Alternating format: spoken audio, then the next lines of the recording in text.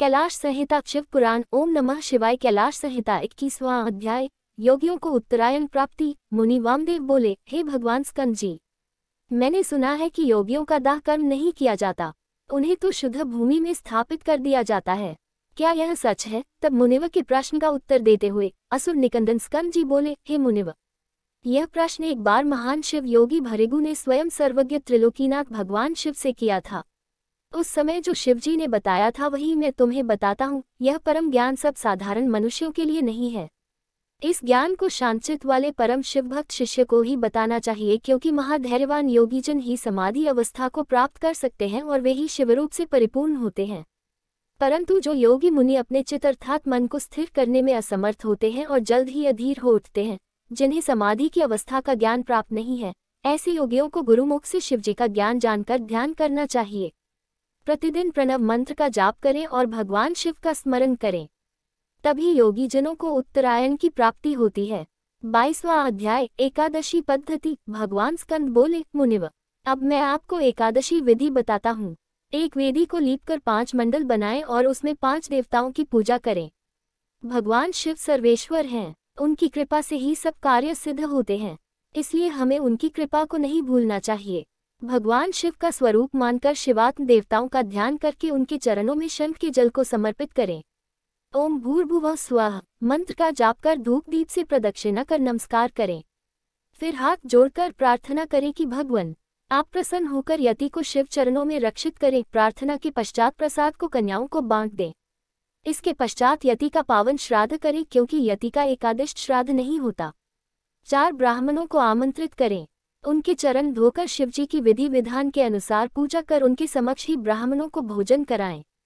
गोबर से लीपे स्थान पर रखे कुश के आसन पर बैठकर कहे कि मैं पिंडों को दान करता हूँ। ऐसा संकल्प करके 3 मदलों का अपने परमात्मा, अंतरात्मा और आत्मा के लिए पूजा करें। मन में यह विचार करते हुए कि हमने आत्मा को पिंड दिया है, पिंड दान करें।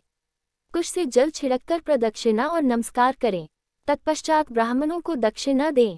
ऐसा करने के बाद रक्षा के लिए श्रीहरि विष्णु की महापूजा करें और नारायण को बलि दें।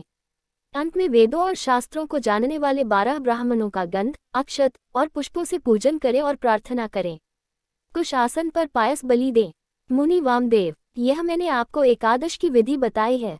23वां अध्याय। शिष्य वर्ग का वर्णन। स्कंददेव बोले, मुनि वामदेव, 12वें दिन प्रातः उठकर स्नान आदि नित्य कर्मों से निवृत्त होकर भगवान शिव की पूजा अर्चना करें। मध्याह्न में ब्राह्मणों को निमंत्रण देकर उन्हें भोजन कराएं। मन में गुरु पूजन का संकल्प करें। गुरु के चरण धोकर उन्हें आसन पर बैठाकर कुशाओं और धूप दीप से आराधना करें। गुरु को नमस्कार कर मंत्र का जाप करते हुए अक्षत अर्पित करें। ब्राह्मणों को भोजन कराकर उन्हें आसन पर बैठाएं। फिर तांबूल देकर दक्षिणा में छत्री, पादुका, पंखा, चौकी और वेणुदंड देकर उनकी प्रदक्षिणा कर नमस्कार करें। उनके चरण छूकर आशीर्वाद पाकर उन्हें विदा करें। अन्य अतिथियों एवं दीन अनाथों को भोजन कराएं। इसी प्रकार प्रतिवर्ष गुरु उत्तम आराधना से निश्चय ही शिवलोक की प्राप्ति होती है की पूजा करें। गुरु की मुनिव, वैशंपायन, पैल, जैमिनी और सुमंतु नामक 4 महामुनि तेजस्वी व्यास के शिष्य हैं। वामदेव, अगस्त्य, पुलस्त्य और क्रतु योगी व सनत कुमार जी के शिष्य हैं। ये सभी मुनि अद्भुत और भगवान शिव के परम भक्त हैं। इन्होंने ही 5 महाभूतों से आवृत वेदांत सिद्धांत का परम निश्चय किया है। यह मोहनाशक, ज्ञानदायक और संतोषदायक है। यह जगत का कल्याण करने वाला और लक्ष्मी प्रदान करने वाला है। त्रिलोकीनाथ कल्याणकारी भगवान शिव का ध्यान और स्मरण सदा करने से योगीजन शिव स्वरूप हो जाते हैं।